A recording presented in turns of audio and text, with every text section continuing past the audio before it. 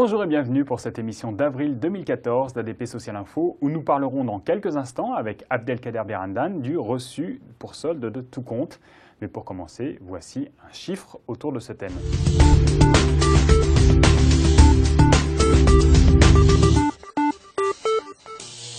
La loi de modernisation du marché du travail du 25 juin 2008 a réattribué au reçu pour solde de tout compte une valeur libératoire. L'employeur dispose d'un délai de forclusion au-delà duquel la contestation des sommes par le salarié n'est plus admise. Ce délai est de 6 mois.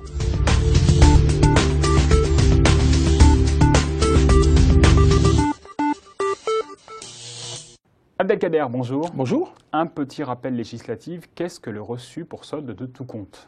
Alors, le reçu pour solde de tout compte est l'un des principaux documents que remet l'employeur à l'occasion de la rupture du contrat de travail.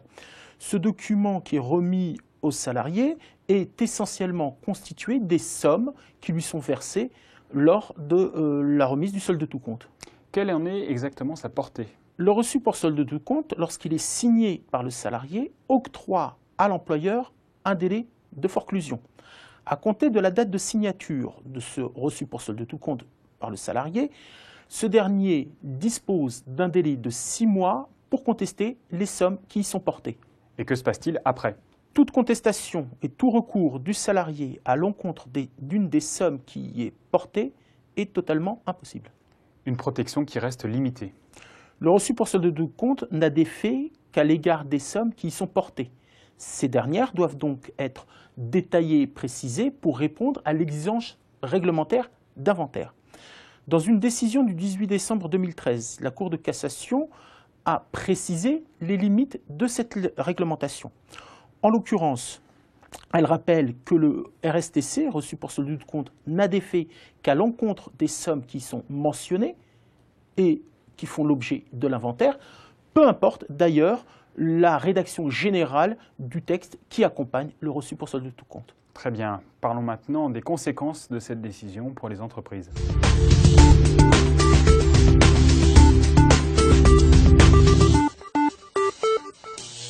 Abdelkader, que signifie cette décision pour les entreprises ? L'effet libératoire dont elles peuvent bénéficier ne concernera que les sommes qui seront clairement établies sur le reçu pour solde de tout compte. À cette occasion, elles devront faire un inventaire des sommes versées aux salariés, conformément à ce que vient de rappeler la Cour de cassation et aux dispositions réglementaires. Enfin, la rédaction en termes généraux de ce reçu pour solde de tout compte ne pourra être soulevée pour se sentir dégagée des obligations qui pèsent sur elles. Concrètement, en pratique, que faire ?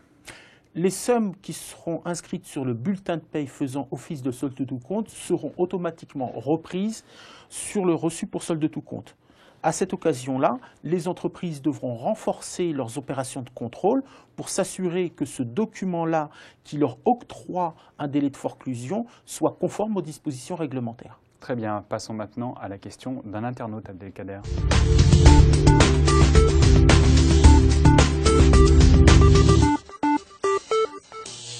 Le salarié est-il obligé de signer le reçu pour solde de tout compte ?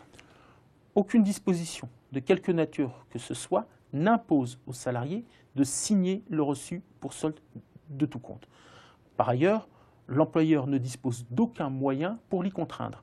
Dans ce cas, le salarié recouvrera un délai de prescription triennal pour contester les sommes.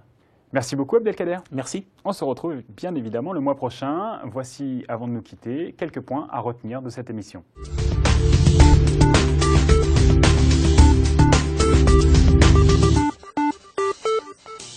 À retenir de ce numéro d'avril d'ADP Social Info, d'abord l'existence d'un délai de forclusion de 6 mois à compter de la date de signature du reçu pour solde de tout compte.